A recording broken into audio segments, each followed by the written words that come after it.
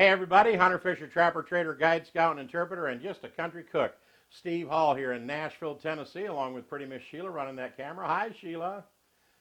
I didn't hear no hi. You know why? You guessed it. She's down at her mom's in Alabama. Those girls are out there garage sailing and they're car shopping and doing a lot of fun things. So I'm flying solo, but we've got a great recipe today. We're going to do pan fried ribeye steak with a special seasoning that I'm going to tell you about. I got some prepping ideas I want to show you. Let's get started. Come on over. Boy, whenever they have ribeyes on sale at Kroger's, the whole ribeye, I go buy the whole thing, cut it up myself, vacuum pack them, put them down in the freezer. I pulled this out of the freezer about 3-4 days ago because I kind of like it to age a little bit. Brought it up, put it in the refrigerator. Now this has actually been on the counter here for a couple hours, coming to room temperature. But before we get to the steak, I want to show you the seasoning we're going to use today. It's called Susie Q's, and I got this from my girl singer's dad, Gary. And he does a tri-tip. I'm going to try to get him to come on our show and do that tri-tip recipe. It's so delicious. But he gave me this as a gift. And they use this on everything, steaks and soups and salads and everything. And it's got a California garlic in there, salt and pepper and all that. We'll get to all that in a second. But first, let's get started on our mushrooms and onions. Now, normally, when I cut up my mushrooms, I slice them up, and then I go this way and cut them up quite a bit. But I'm going to leave these pretty whole today because I want this look in the pan over here. Nice and flat. I always cut off a little stem on the bottom so I can cut them up nice and flat. If you want, you can cut them in half one time, but I want to have that nice big presentation of that mushroom on top of the steak when it's done. Let me get the rest of these cut up and be right with you.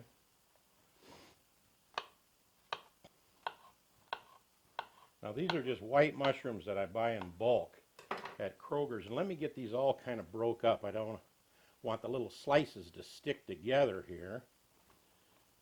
So, and one thing, these mushrooms, they really pull in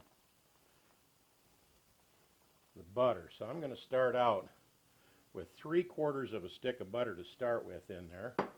And while that's heating up over there, I normally cut my onions the same way, in half like this. Then I peel off that outer cap. Same thing with this side. And what I normally do is slice them like this. In fact, I've even got a video on how I cut them up. And then I cut this way, but I'm not going to do that. I'm just going to take these nice big half round flats and break them all apart. And that's what's going over there with those mushrooms. So they'll look really nice laying on top of the steak.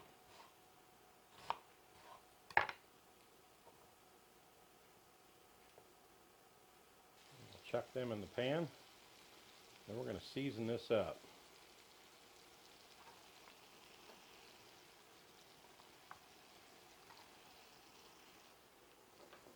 I'm going to go ahead and put the rest of that stick of butter in there so it's got plenty of fluid to work with.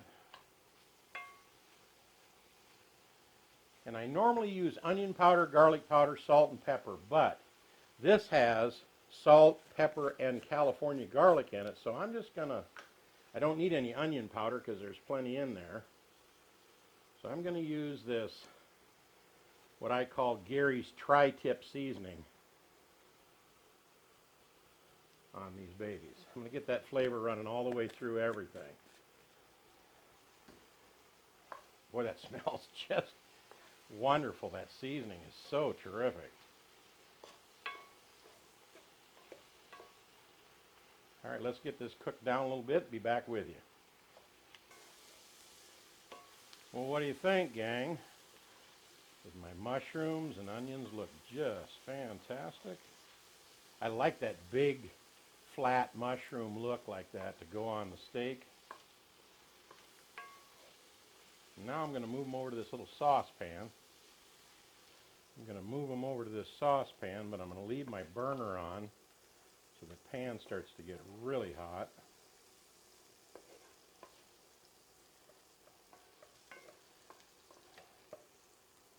Alright, that's the last of them. Now, put some oil in here.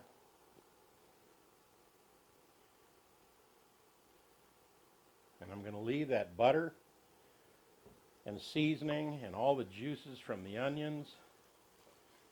Kind of scrape it off the bottom of the pan here a little bit. And the mushroom juice. And that's what I'm going to lay my steak in. I'm going to let this get fairly hot here to start with. And I'm going to give this that seasoning that Gary gave me. He does a tri-tip, like I said earlier, that's so fantastic. And I'm just going to pat this down. The reason I'm seasoning it just right now is because I didn't want the salt that's in here to pull the moisture out of the steak. And normally, if you season it, then flip it over and season the other side, you knock half the seasoning off. So I'm going to season one side. My pan's plenty hot. I'm going to lay it seasoning side down. And then I'm going to season the top right in the pan here. And again, I added that oil in there so the butter wouldn't burn. I think we got one side seared up pretty good here. Yeah, it looks pretty nice. I'm going to sear the other side. In fact, because it'll take this cast iron pan a while to cool down, right now I'm going to move this down on medium. And I'm going to let the pan cool down, and I'm just going to let it sit in there and simmer on medium on both sides until the steak is done. Now there are some other techniques.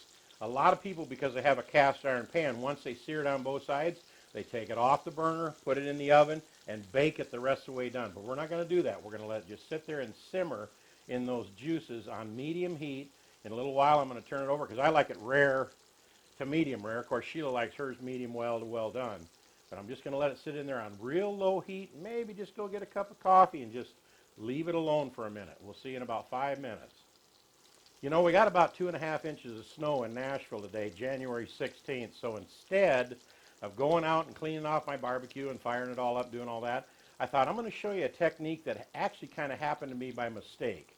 I was searing my steak on both sides, getting ready to put it in the oven, and I got a phone call. So I just turned it down really on low, about 4 on the 0 to 10 on the knob on the stove.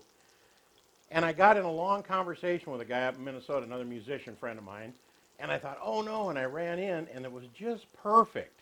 So all I did was just turn it over, and look how nice that looks.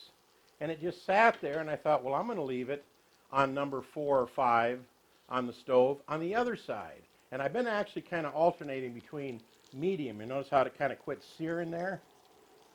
Watch, as soon as I put it on medium high, it'll start to bubble again. There it goes. So just turn it up to where it just is barely simmering around the edges, and just leave it for a long time. I'm talking 5 to 10 minutes per side. That seems like a long time, but it's still rare in the middle. And it's almost like putting it in the oven, only doing it nothing but pan fried. In just a minute, we're going to pull this off here, let it rest, and heat up our mushrooms and onions. Man, just perfect. It's been a whole nother 10 minutes on this side, really on low. I'm going to go ahead and turn this off here. Don't that look just wonderful? It's not burnt. It's seared up nice from being on high in the beginning. All the juices are not cooked out of it.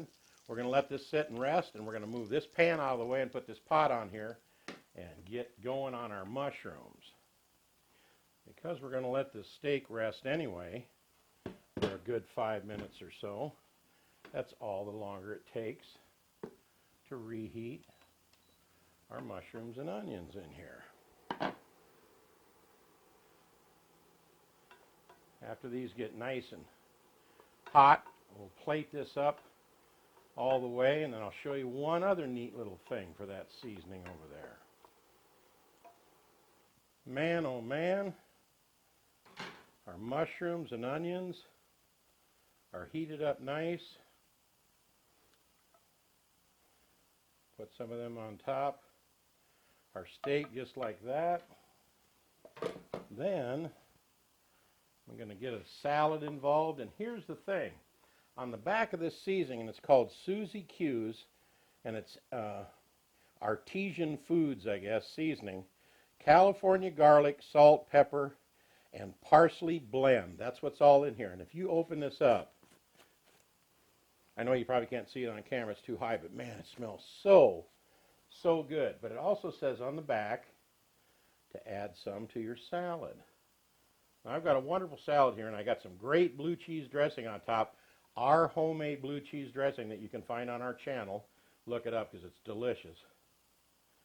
But I'm just going to give it a little sprinkle, because I normally hit it with a little salt and pepper and garlic powder anyway, of this on there.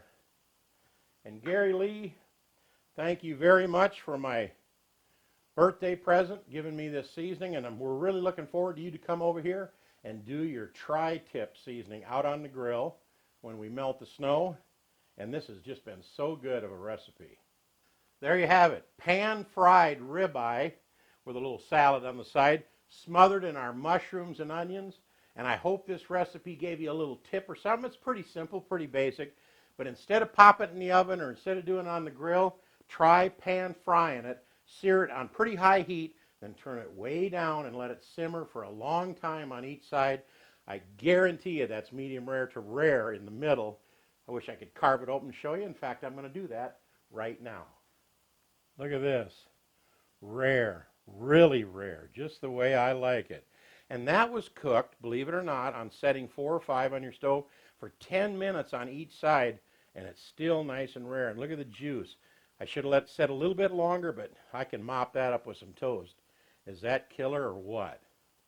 So don't be afraid. After you sear it real good on high heat in your favorite cast iron pan, turn it real low, turn it a couple times. Let it set for like 10 minutes on each side, maybe 15 minutes on each side on real low, and just let it sit there and simmer. All the juices stay in. It gets almost, the steak almost kind of puffs up with flavor. It's just so delicious, and it's still rare. If you did 15 minutes, you'd probably be at medium rare, but I hope this recipe is something you really like. Give it a try. Pan fried ribeye smothered in mushrooms and onions. And if you subscribe to our channel, we'll send you some more stuff. Shotgun Red's face will pop up over here in just a little bit. If you click on that, you can hit subscribe. Next to subscribe is a little bell. If you click on that, it'll drop down a notification page. If you click all and hit save, that'll send you every one of our recipes. We're going to put another one up over here. Hope you enjoy, but is this the best pan fried ribeye you ever ate? If it ain't, it ought to be. This is Steve in Nashville, Tennessee, along with Pretty Miss Sheila, not running the camera today. All those camera shots were done by me. I'm sure I goofed something up. But I hope you enjoyed it. We'll see you next time. Sheila, I hope you girls are having a good time in Alabama, because I'm going to sit down to a pan fried ribeye with our salad and our homemade blue cheese dressing, even sprinkled with a little bit of this stuff. Thanks, Gary. We'll see you on the show. Bye-bye for now.